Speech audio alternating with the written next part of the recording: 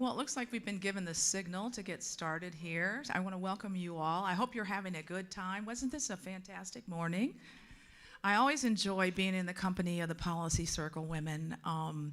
It's just been I had the great fortune 7 years ago to be in Chicago when the first couple of policy circles were launched, and it's just amazing to see the growth. So thank you all for coming.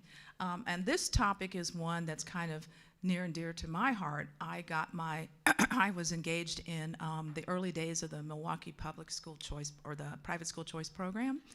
And, excuse me, it was little known fact that parents, low income, Black and Hispanic parents, who were the ones who were advocating for better options for their kids from the Milwaukee Public Schools. And so once again, parents were making a difference. And I currently live in Northern Virginia, so fast forward, everybody across the country saw what happened there in Loudoun and Fairfax counties. Again, we had, Parent Revolution 2.0, and I believe it's what, changed the trajectory of the governor's race that year. We elected a Republican governor for the first time in God knows how long, but at any rate, a guy who was supportive of parents having more options. So, and today I'm delighted to kick off this conversation. First of all, school choice in the United States has grown exponentially in the last few years. According to EdChoice, the number of education savings accounts, which we learned about earlier today, vouchers and tax credit scholarships has grown to over 770,000 between 2022 and 2023. That's hard to believe, but it's very exciting. To better understand the power of school choice and how moms can be powerful advocates in their child's education, we have two panelists to share more of their own experiences and hopefully inspire you all to mobilize as well. So I'll get started with a brief introduction for both of these fabulous ladies. Dr. Molly Macek is the Director of Education Policy for the Mackinac Center for Public Policy. She holds a doctorate of education from Johns Hopkins University. And Molly brings nearly 2 decades of experience in secondary education. She has worked in both public and private schools as a classroom teacher, department chair, and administrator. And she has also performed extensive research on education problems of practice and has published studies on education innovations and interventions. Please help me welcome Dr. Molly Macek.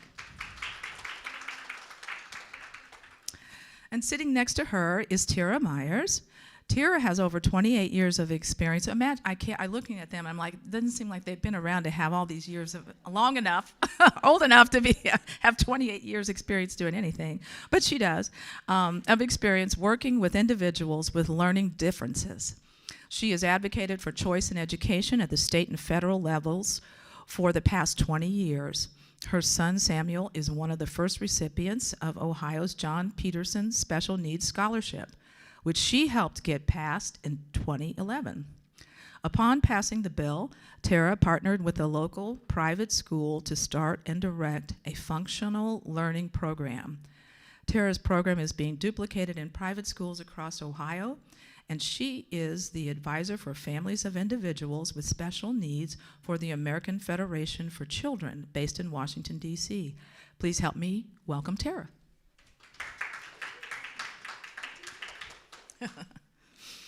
So Molly, I'm going to start with you. In your work at the Mackinac Center for Public Policy as a former classroom teacher, can you just share your insights on the importance of school choice for parents and how it can positively impact their children's education? Absolutely, I'd be happy to. And I want to also say thank you so much for having me here and for the introduction, Sherry. And I'm so glad that we all got to hear the panel with Secretary DeVos earlier today, because I think that really helped to set the stage here, and we'll be building off of that a bit here as well. So school choice is incredibly important for parents because it allows them, and parents know their kids best, but it allows them to select the school that works best for their kids. And we heard, Denisha Allen's story and just how powerful that was, the fact that she was given this opportunity that many others in her family were not. And, as a result, her life trajectory likely changed very much from what it, had she not had access to that scholarship. So more and more states are getting on board and seeing the benefits of school choice and enacting policies that do give families greater access to more options, policies like education savings accounts, vouchers, tax credit programs, and whatnot. So they are very beneficial, I would say, from a free market standpoint. Students benefit because when we have a free market with lots of different options that are available, having those different options promotes competition that can drive innovation, which often leads to improved student outcomes. Even among public schools in states that have enacted school choice policies. So really, having school choice in place can improve the entire education system for both private and public. I would say in Michigan, where I'm from, we have certainly seen a tremendous desire among parents to be able to have access to different educational options. The Mackinac Center, they are currently representing several families there who would like to be able to use their 529 accounts, their funds, to be able to fund, to offset the cost of private school tuition. And this includes a family that has twin boys that were starting kindergarten in the fall of 2020 during the COVID era school closures, and their poor sons had to stay home and do school from behind the computer, which was incredibly upsetting for them, while they had to watch their friends send their children. Some of their friends had the means to send their kids to private school, and they had stories of sending their kids to school, physically on that first day and making friends. And whereas a lot of families did not have the financial ability to do that. So to think of these younger kids especially needing to do school from behind the computer was, it's incredibly challenging, and the effects of that will continue to be long lasting. So these families, they have funds in these education savings accounts, but are unable to use them towards private schools because of Michigan's anti-aid amendment in the state constitution that prevents public funds from being used for private school tuition. So that's just an example of where families could really benefit by having access to these funds, and that we still have a bit of work to do. And I think the final point I'll make is families that have children with certain circumstances, like special needs, children with special needs, or those that have learning differences, can especially benefit from school choice programs, because oftentimes these students, their individualized, unique needs are not being met by the conventional public school system. Also, students from low-income families also can really benefit from having access to greater options. So ideally, we would have universal school choice programs enacted, which the most families can benefit from in a state. So these are programs where all students are eligible for those funds. Yeah, and I think that's exactly the way it ought to be. I mean, Secretary DeVos mentioned having the dollars follow the children. Parents know better than any bureaucrat or anybody else the best way to educate their children and what their needs are. And so to that end, Tera, tell us about Samuel's story and kind of where that has led you. I mean, again, you, like Secretary DeVos, had a personal reason, or very much so, with your son. And, how's he doing? Tell us about his story, and then how it's led you to your advocacy today.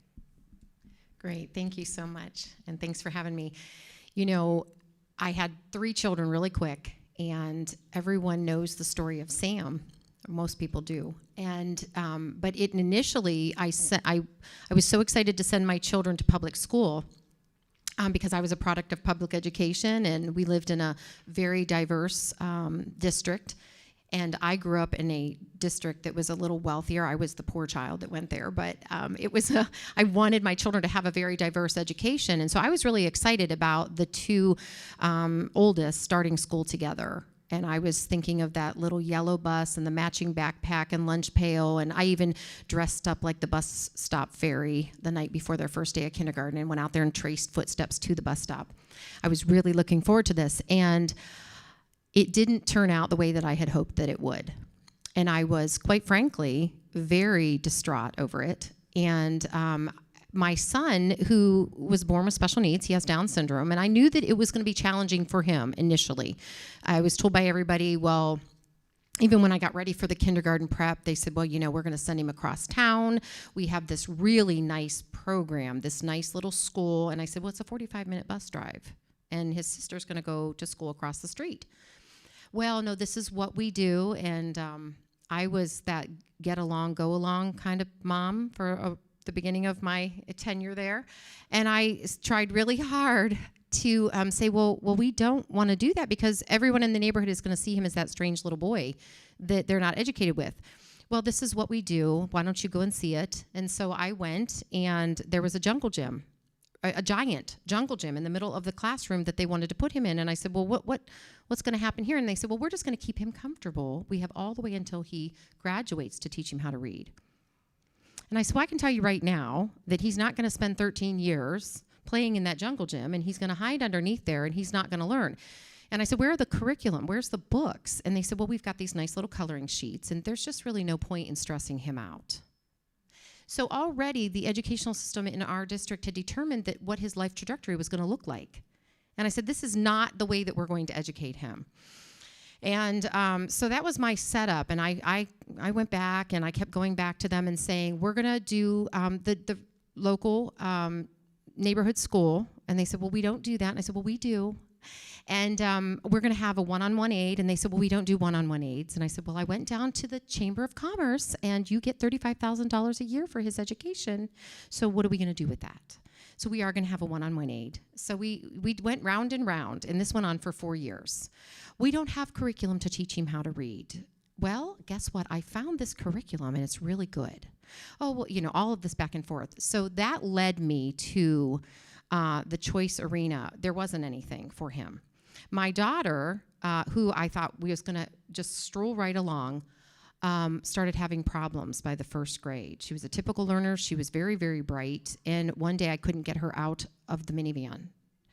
Now, I was that spoiling mom. We lived exactly, you could see the school from my house, but I drove them around the corner to let them out, and she wouldn't get out of the van. In fact, she was trembling, and she was crying, and she was hiding under the back seat.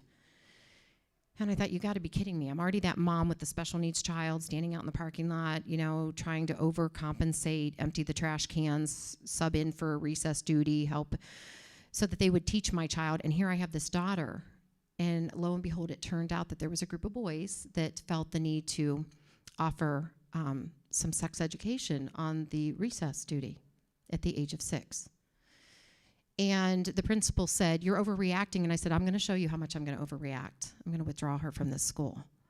Now, I went to the superintendent prior to that, and I said, tell me why I should stay. Because I thought, surely they're going to be distraught over this issue. And I said, I have 3 passing children. At that point, my younger daughter had already been in. And I said, you guys are being deemed a failing school. And I just found out this paper about Ed Choice. I'm not really sure if it was real or not. I was one of those doubting Thomases. And I thought, there's no way that I could actually take that money and send my children somewhere else.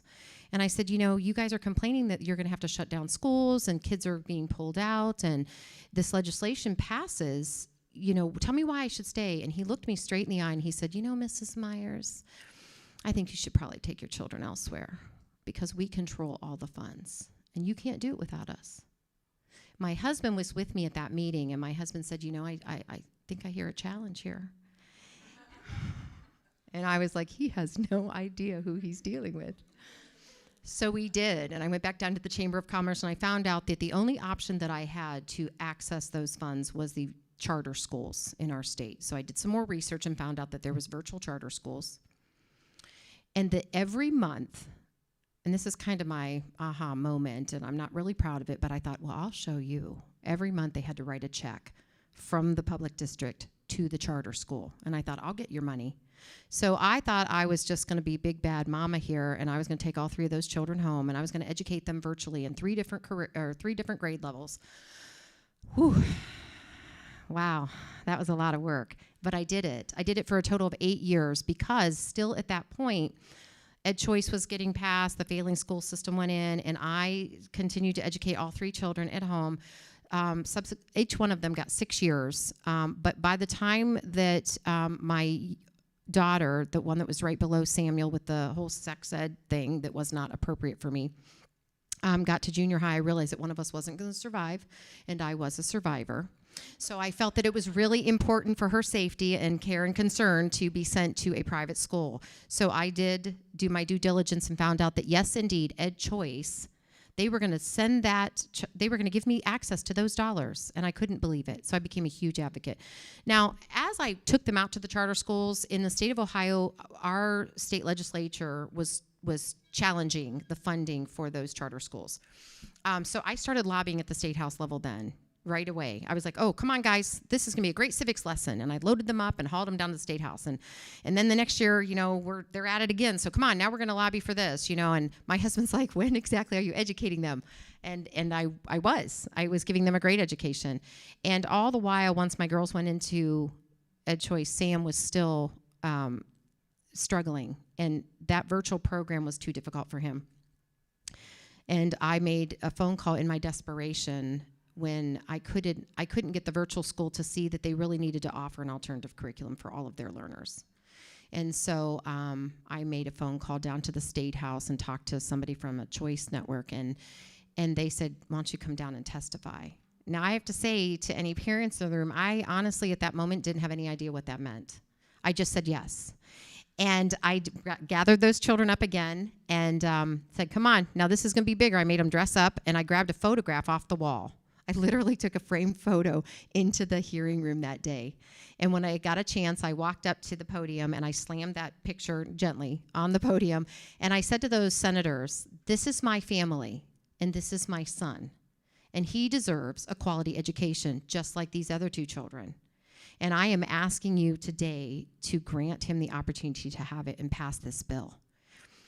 And when we were finished, I purposely staged my children, if I can say that here, out in the hallway doing their vocabulary lessons and their spelling lined up so everybody could see them. It's called lobbying. Thank you. I used to be one. I can't tell you how many times I waited in the hallway for some lawmaker to come out. And they did. They came out with tears in their eyes, and they said to me, you just gave us a face to this bill, and this is no longer a stack of papers. This is that little boy that we saw in that picture and we see sitting here in this hallway. And that Samuel, he participated very well because he strongly and desperately wanted to be educated with his peers. And when I drove up to the private school every day to drop off his sisters, he would say to me, Mom, I'll go back into the 3rd grade if I can come to school here. And that lobbying lasted until he was a sophomore in high school. And I will tell you that he was the happiest young man at that school to go there. And the teachers told me when he graduated, they said he was our favorite student. He asked us for homework every single day, every day. And he fully took advantage. He was the poster child of thank you for giving me an opportunity to show that I'm worth more than a set of crayons and a piece of paper and a jungle gym. It's extraordinary. That's the greatest life lesson. Never give up. Yeah, that you taught your children. Wow. Well, speaking of lobbying and organizing and all of those things, moms are busy people. And so organizing them to do one more thing, like advocate for school choice, must be a significant undertaking. So tell me a little bit about that, Molly. How do you do that, and would you have any advice for folks here today that would be interested in organizing moms or themselves to advocate for more options? Yeah, and you're absolutely right, Sherry. It is very hard, but it can be done, and it is happening across our country right now. In my professional journey and since I've been in this role, I have met so many incredibly passionate and dedicated, inspiring women, moms, former teachers who are doing such amazing work to advance school choice and to bring more options to their communities. So, through grassroots efforts that allow for networking between moms, that's huge. That can do so much. And that raise awareness so that parents know what types of options are available, even if the state doesn't have school choice or private school choice. So those types of efforts can be really powerful in affecting change. And I would say, in Michigan, we don't have private school choice right now, but I have been working with, at the Mackinac Center, we've connected with some groups of homeschooling parents, and also there are many emerging microschools and alternative learning models that were mentioned in Secretary DeVos's panel.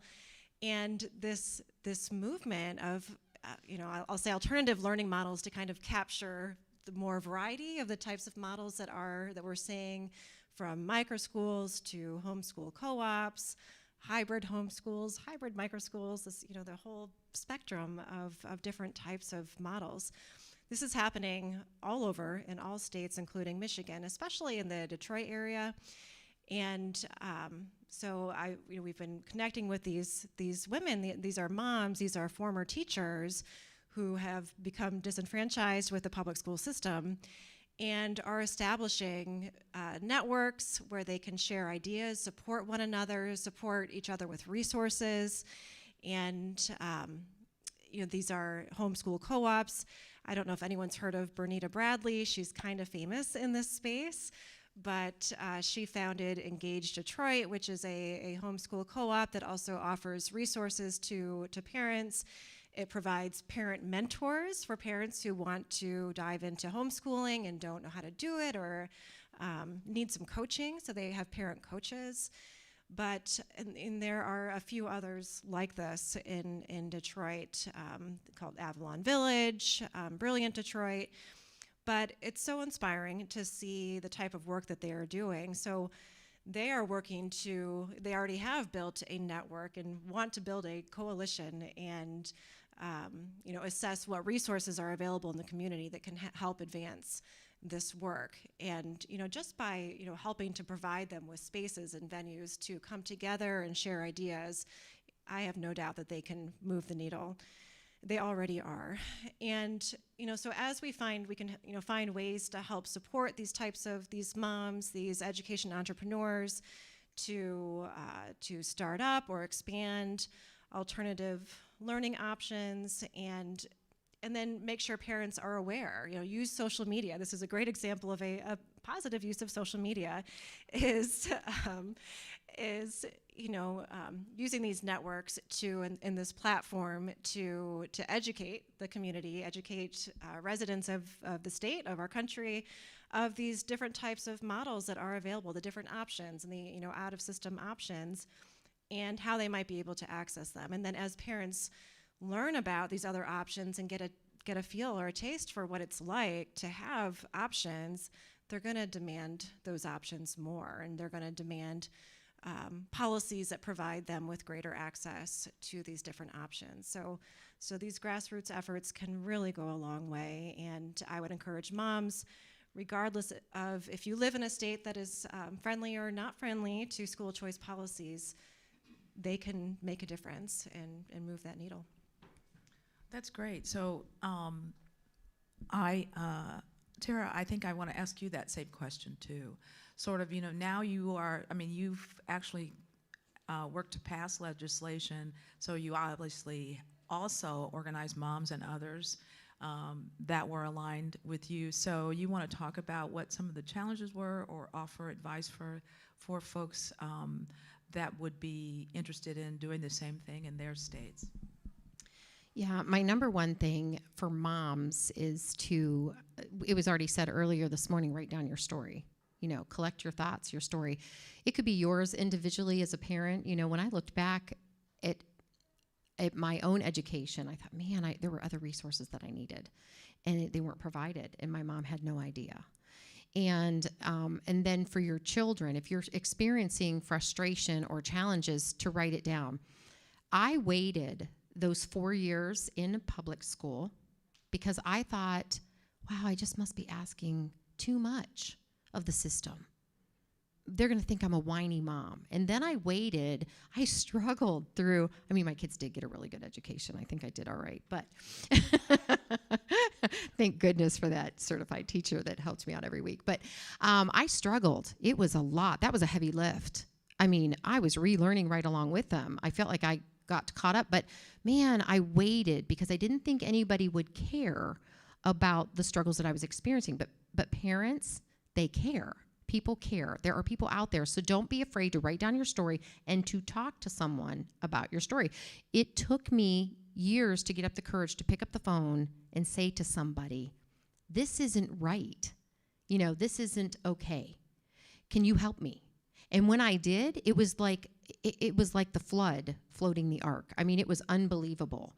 And then it was all of these people were like, did this really happen? I said, yes, you can come to my house and see what's really going on. So much so that people in our town, people really protect systems. I was shocked. I was blackballed for a while because, oh, there she is. She took her kids out of the public school. Yeah, and I thought, I don't care. But then it was only semesters later that parents were like, my child's struggling too. Pulling me into like the dark alley, telling me, and I said, don't be afraid, around the corner of the schoolyard, because I lived so close, they'd stop over after. And I said, don't be afraid. This is not an us against them. And that's what I've told people when I've advocated. This is not an us against them situation. This is us about the children. And, we have to stand up because there is a problem. And parents, moms, man, when moms unite, big, great things happen. And that's what I saw in fighting for legislation, is that I have met so many wonderful moms, not just in my home state of Ohio, but across the nation. I was in Nebraska last year, and I listened to a mom tell her story, and I bawled in the hearing room because I was like, that was me 10 years ago. And I thought, oh, that mom is so desperate. She needs help for her child. I cannot be silent. And so that's why I encourage moms. Don't be silent. Don't be afraid. But speak up and speak out and encourage one another in your journey as well. For that. Where are we on time? Is it time are we wrapping it up? I wonder if anybody has any question, we maybe have time for one quick question before we call it a day. And if not, then I would ask you ladies, is there anything you'd like to share with us today about the work that you're doing currently that maybe we could support you in?